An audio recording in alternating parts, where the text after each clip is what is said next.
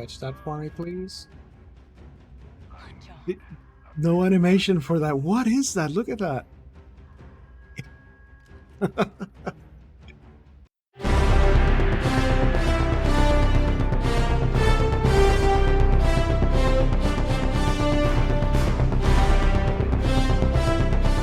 Hi, ladies and gentlemen. This is Digi here. Just bringing you a quick thoughts and impressions on Star Wars Outlaws. So I recently started playing it. I did get the Ubisoft Plus subscription. God help me to get this game so I can play it early, just to see what it was about. So I have a few thoughts that I just want to put pen into paper and just express it to you guys. Hopefully, it'll help you make a good decision in terms of buying it or whether this is for you or not. So here we go. Now, when it comes to graphics, I would say there are moments where this game looks gorgeous at times. There are set pieces where you just want to stop yourself on your bike and then just take a look around, take a breath, and just see everything that is surrounding you. And it looks great.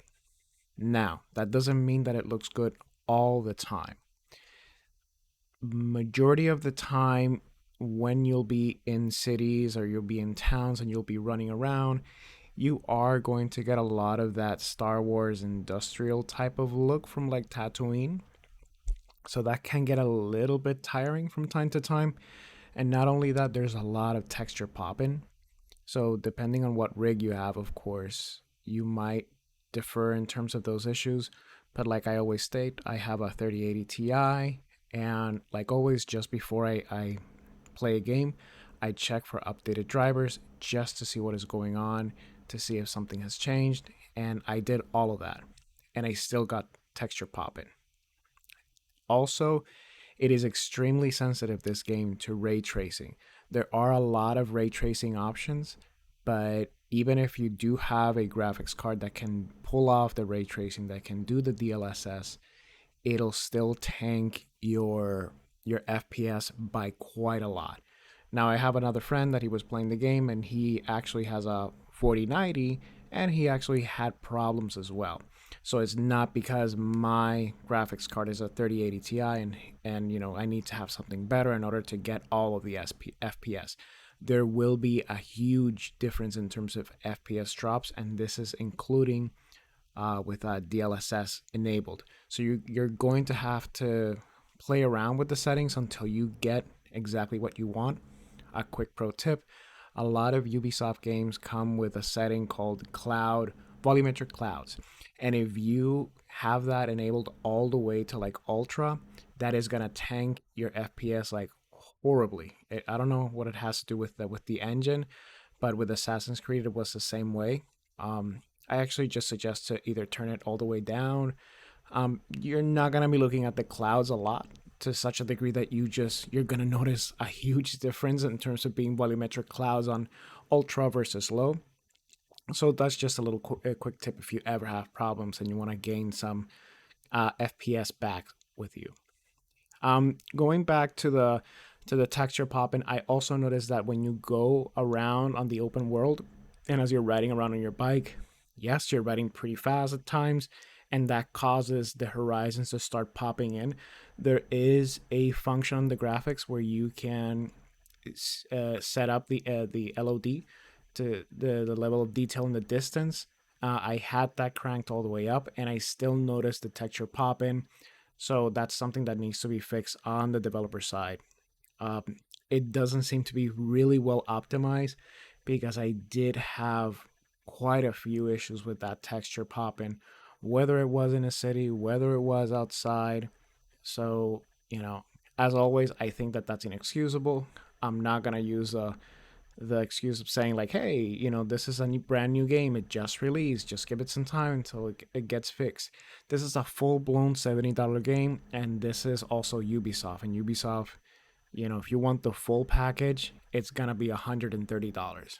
So if you're charging me that much for this amount of game and it's $100 million plus game, I expect quality. I truly absolutely do. So in my mind, that is inexcusable. So I'm just letting you know that these are things that you are going to encounter. And mind you, I'm talking about the PC version at this moment. So overall, those are the graphics. Now, when it comes to audio, in terms of performance, I did not have any issues. Uh, I didn't hear anything peaking, any peaking audio issues, audio cutting in and out, and this was with me using OBS while I was streaming, so it was actually pretty fine. When it comes to the music, the sound effects, it's Star Wars. You are going to get Star Wars. You are going to get that feeling that John Williams is just creating a game for you, and you have those adventurous moments where you have those peak moments with the trumpets going off, and you're having this adventure, and everything is like you're pumped up, like you're having this galactic chase going around you, and you feel like you're in Star Wars at that moment. When it comes to the sound effects, they are typical Star Wars, although there are some sound effects that get a little bit annoying. Some of my viewers while in the stream, they're like, okay, this is absolutely annoying, DG, I'm gonna have to mute this for a bit because it's like driving me insane. That happens with alarms. It makes sense. It's a repeatable sound that you're just gonna keep going back and forth. But then something like on the ship, when you're firing off the blasters, it repeats so much and it doesn't change in pitch that it can just be annoying from time to time. Not a deal breaker, but I'm just letting you know, if you are sensitive to that type of audio, you are going to get this.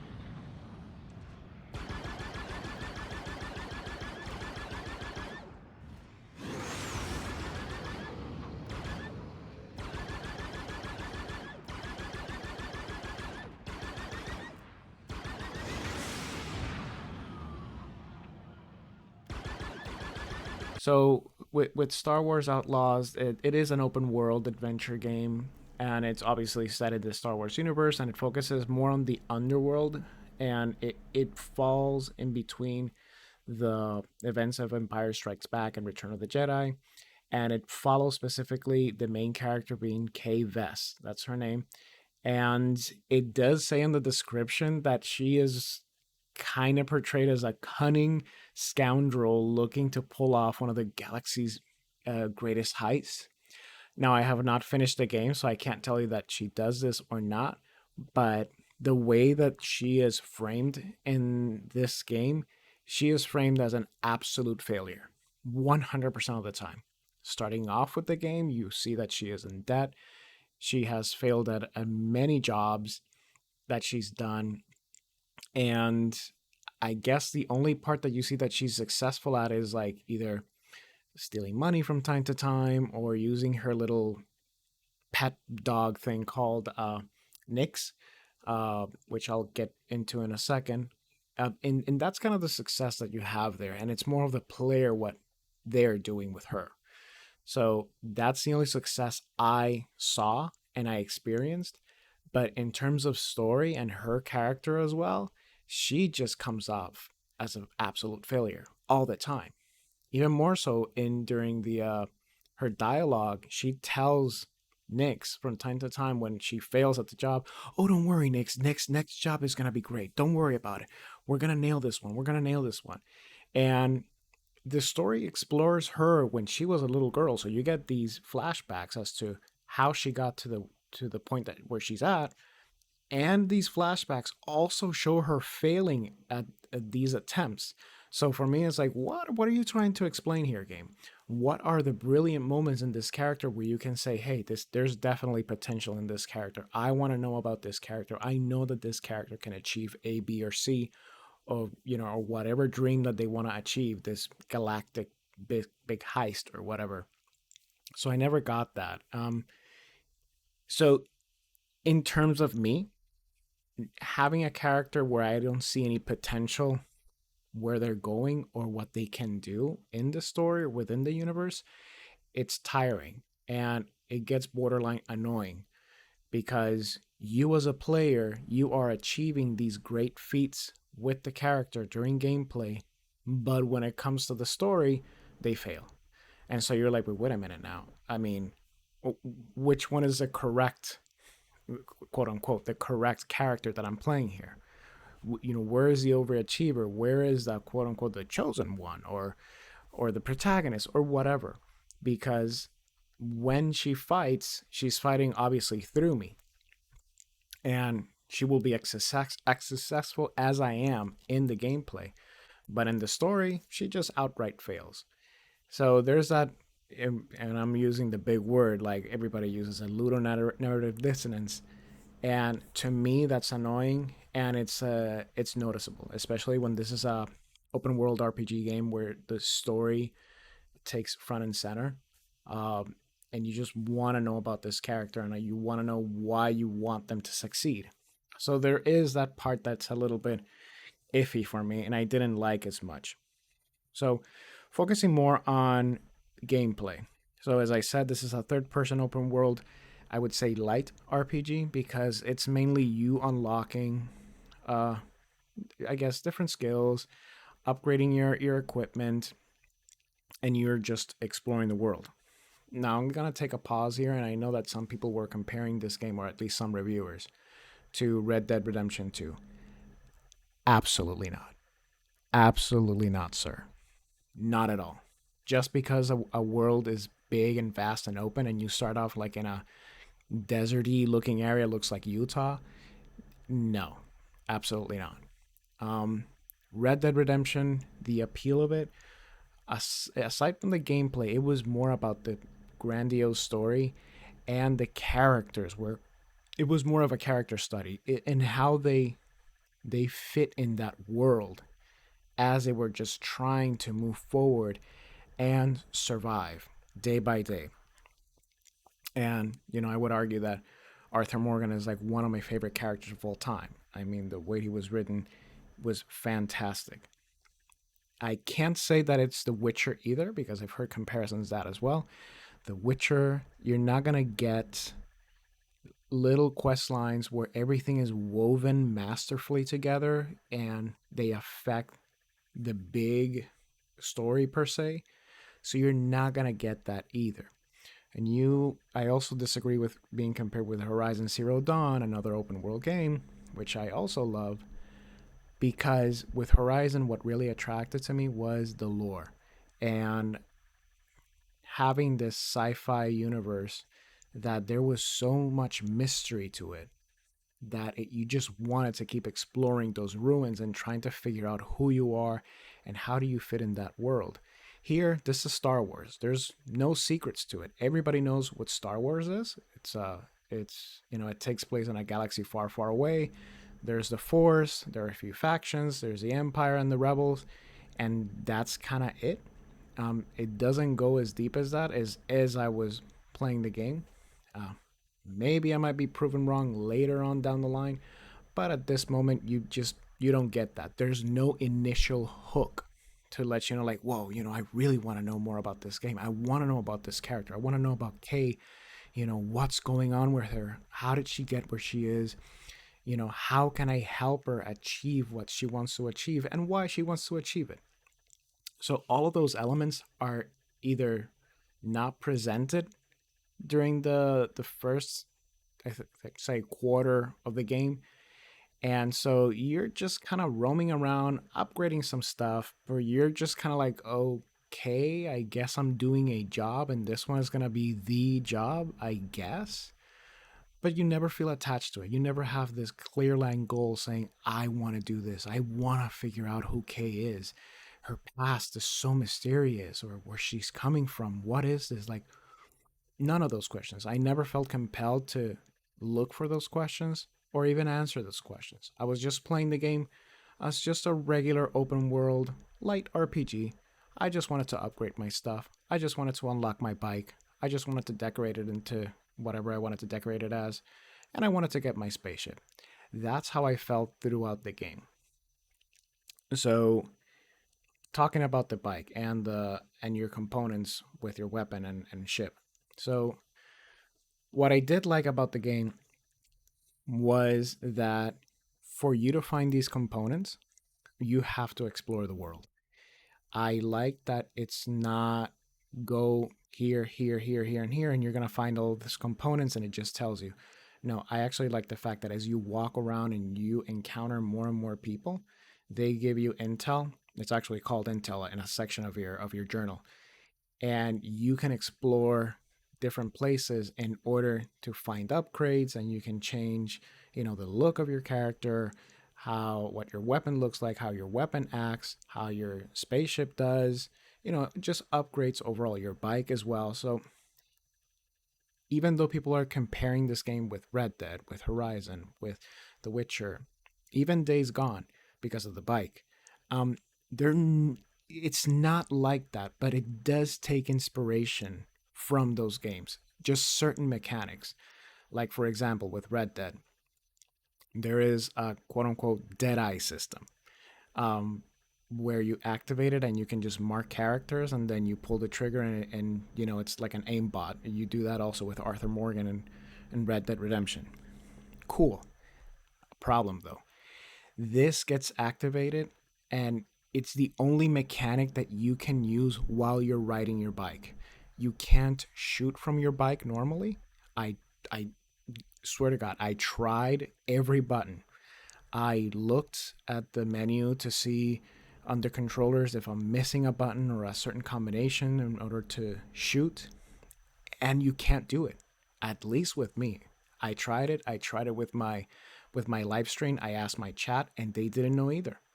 And so I was left under the impression that the only way that you can shoot on your bike is that you have to wait for your Deadeye meter to refill. Once it refills, then you can execute and shoot. That was baffling to me. While you're just riding around and you're being shot at left and right, you have to wait for this little meter to go up. So you're looking at the bottom right of your screen as you're trying to just evade all of these enemies. And it gets so clunky because as you're looking down and then you look up again, you might hit a rock or you might hit another person. And it just gets really dumb, really stupid. I don't know why this is either locked out and you unlock that ability later. If that is true, that is going to blow my mind. You're telling me that this character cannot lift her hand and shoot, as you're going on your bike. So that just blew my mind. I absolutely hated that mechanic. It did not work for me at all. So that is one component that I kind of did find out with Red Dead. With The Witcher, from time to time, you will find certain people that have quests for you, but it doesn't get to the point that it's like it starts off as something really simple, like get 3 flowers for me and then come back, and but instead it just ends up being this grandiose adventure for you.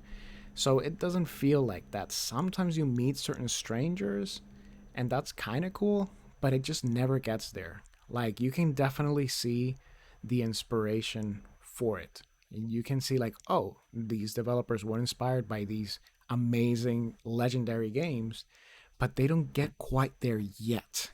Like they don't achieve it completely. And actually it just leaves you frustrated because in your mind, if you've played these other games before, you're like, oh, okay, I know where they're going with this. And as you have it in your head that the mission or the quest or the upgrade or the mechanic is going to go in a certain direction, it just flat out stops. And you're like, oh, that was kind of dumb. You get on your bike and it's like being on the horse in Red Dead or in The Witcher, and you're like, oh my God, yeah, now I can fire and it's gonna be so cool because it's a Star Wars bike and I want that. And then no, you can't shoot. You have to wait until your Deadeye meter or whatever fills up. Well, that's dumb. Oh, go ahead and look at this mission and see what it gets you. Oh wow, this is gonna be like such a cool adventure. It's just gonna become a whole other thing. No, it's just this and that's it. Flat out nothing else. So that just gets kind of annoying. And I guess that's the part that really annoyed me because it is Star Wars. I love Star Wars. And like I mentioned, this has $100 million budget. And it's like, come on, man. This is not a small indie developer. So it frustrates me that they don't just get past it. And you have these games, these amazing RPGs or adventure games that exist, and they have set the standard, and you're not following that. And so at that point, I think you failed miserably, completely. So on top of that, there is one mechanic that interests me.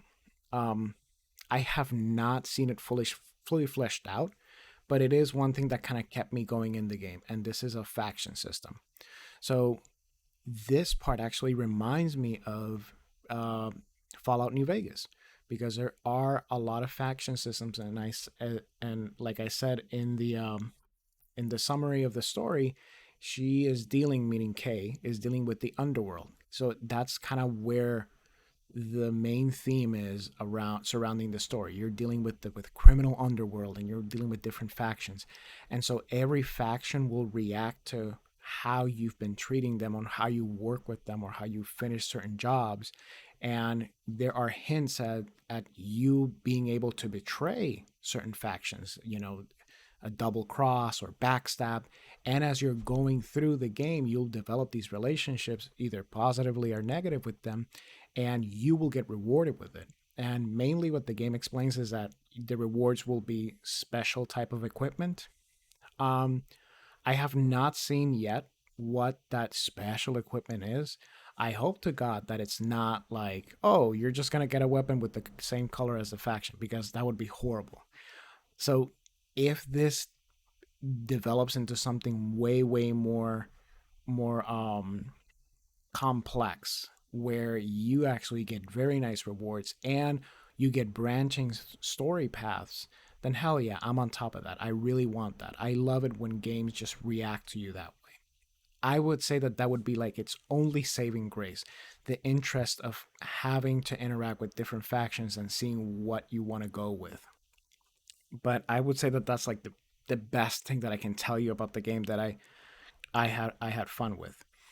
Um, so as you're exploring the world and you're dealing with the factions, I also noticed that the game does react to you in terms of certain actions.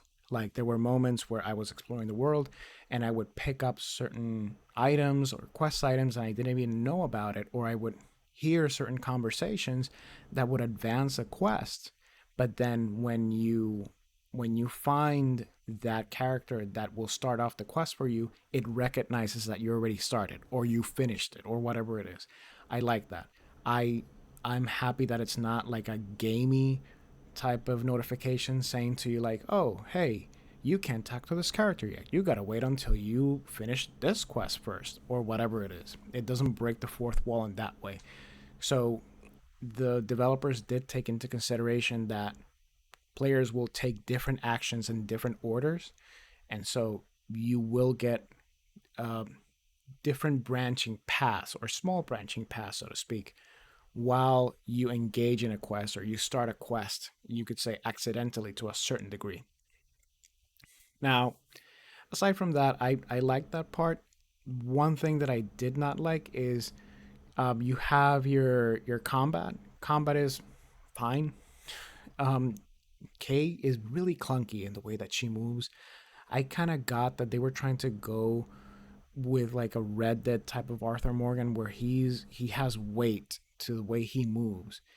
And so the way they implemented here, it's weird because she can kind of run and jump and slide, but it's applied in such a clunky and awkward way that as you try to engage with those buttons or that input, there is a slight delay, or she slides a little bit for too long, or she's off by just 1 millisecond away when you kind of wanted to do something and then you end up hitting something else or hitting another character. So she doesn't feel as fluid as you might expect. I mean, I just came off of Wukong, and Wukong, those controllers were chef's kiss. They were perfect. They were perfect. They'd react to you 100%. Like it felt like the control was connected to your brain. It was almost telepathic. But here, I noticed that there is a clunkiness to it. And I'm not going to say that Red Dead Redemption was fantastic with the way they implemented the movement of Arthur Morgan. I did understand what they were trying to go there with him, with adding the weight to it. But they also implemented it here, and I don't think they were that successful. So to me, the combat was a little bit too annoying for me. Luckily, the enemies weren't too hard, which kind of brings me to the AI. The AI, I immediately noticed, and also my chat, that you could just run around and just do your own stupid stuff, and you can just get past them. Or if it's a stealth mission, you don't have to be that stealthy at all because their cones of visions is like 1 degree. It's like nothing. You can almost be in front of them, and it takes them so long to recognize you. And so I thought, okay, let me just increase the difficulty and let's see if that changes the AI overall, or it's just gonna be implemented in a lazy way, and all they do is just increase the hit points and how hard they hit you. It's the latter. I did not notice any changes in AI. When you're in combat, you don't notice the AI acting different between easy mode, or I guess standard mode, and hard mode, where they might take cover or they might surround you. None of that happens. They're pretty much run and gun. They just try to run towards you. They might throw some grenades, but overall, you can just kill them pretty easily. Uh, if you leave it on hard mode, what gets annoying is more of the fact that they're just gonna hit you within, I guess, maybe 5 hits. You're down, but it's still brain dead. I do have a clip where I just stood. I was in a base, and I was just standing there, looking at them fighting with. I guess it was a type of animal. Defend this position! You really are gonna go down there? It's gonna attack you, you moron. Okay. Keep looking.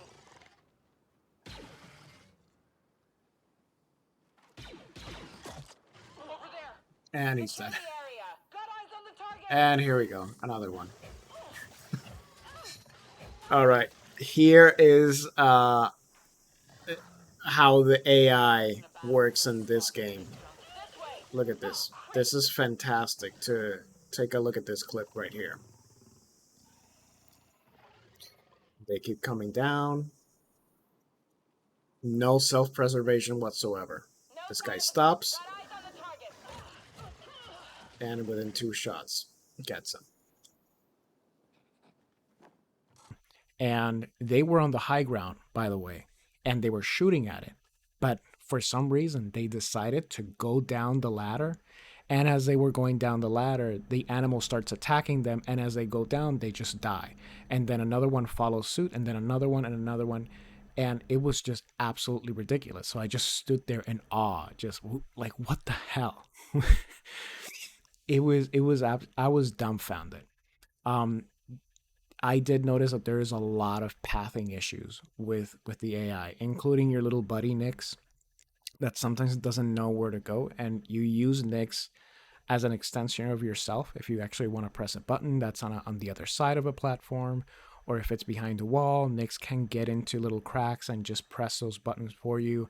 It can grab weapons for you. It can steal money from people.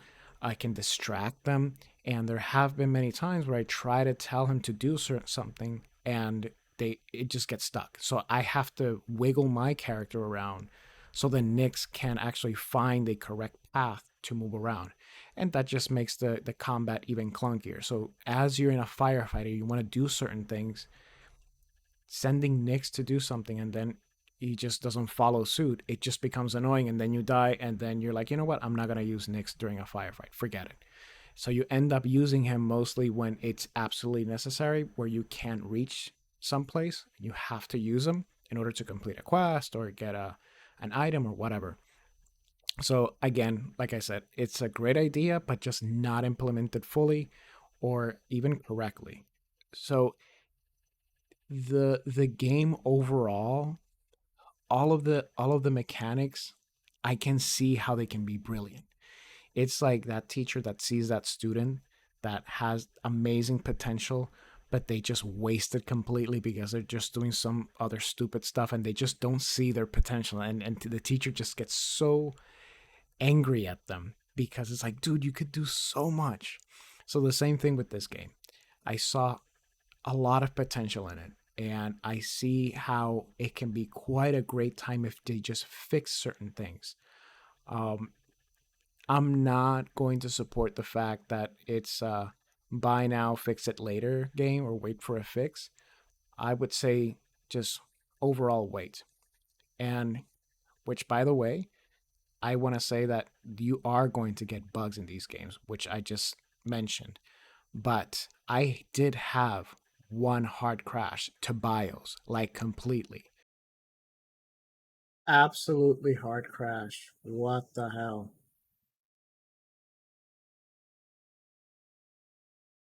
Holy crap. I think I just had a hard crash.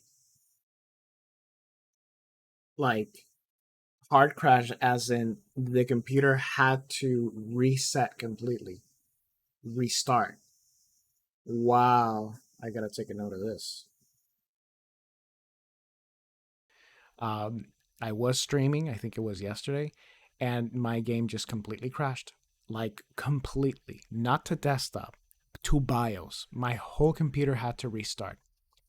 So, thankfully, it was just one time, but just a word of warning that that could happen to you. Um, Overall, I would just say that if you do like open world games, obviously you are a fan of Star Wars, you like that type of quest collecting hunt that takes you to different places where you're rewarded with upgrade components and get some quests as you roam around. I think you'll have a good time with this game. I think you'll be okay with it. If you have not played the other games I mentioned, like The Witcher, Red Dead Redemption, Horizon Zero Dawn, you're just better off having that experience. Unless you're such a diehard fan of Star Wars that that's your selling point, then go right ahead. Just please remember what I just mentioned here: the graphical hitches, the issues, the bugs that you're going to encounter. The AI is it's not smart at all. So if you're here just for the Star Wars, then have at it. Um, I don't suggest that you get the premium edition, that $130 one. Obviously, the game is gonna come out at the time of the recording tomorrow, so it's not even worth it for the early access, quote unquote, early access. Uh, I would just be okay with the standard edition if you just want to keep it with you. Uh, what I did, I just got Ubisoft Plus. God help me. But as soon as I got it, I just immediately turned off the recurring payment. So I suggest you do the same if you are going to do the Ubisoft Connect Plus thing. Just be careful with that. I would not have gotten this game on early access, quote unquote, early access again, uh, because I just didn't get it because it didn't seem like that amazing to me. I just got it because of review purposes and just to get my thoughts out there, just to inform everybody before they play the game or if they want to refund it. So I suggest that you either wait for a sale, do the Ubisoft Connect Plus if you want to, or if you truly, truly want it because of the Star Wars, you are going to get that and, have at it and do the $70 price tag. But overall, gun to my head, this is either a sale game or a deep sale game. You cannot get it through Steam. I tried. I think it's only through Epic and Ubisoft. So you're going to have to deal with the Ubisoft launcher if you're on PC. Um, Obviously, you can just get it through either for Xbox or PS or PlayStation directly. So yeah, those are basically my thoughts. Uh, I hope you guys were informed by this. I hope it helps you. All of these thoughts that I put into it. If you ever want to see my past Twitch streams, you can just do so on DigiDynamo at 000. You obviously can find me here on YouTube the same way, DigiDynamo 000. And I also put up some highlights on my TikTok and Instagram as well. I also take pictures of the game so you guys can check those out. You can also follow me on Discord on my server. And I think that's it overall. So I hope you guys enjoy this. If you like this content, please hit like button and subscribe. I really appreciate all of you guys. Thank you so much. And for now, have a great day. Bye.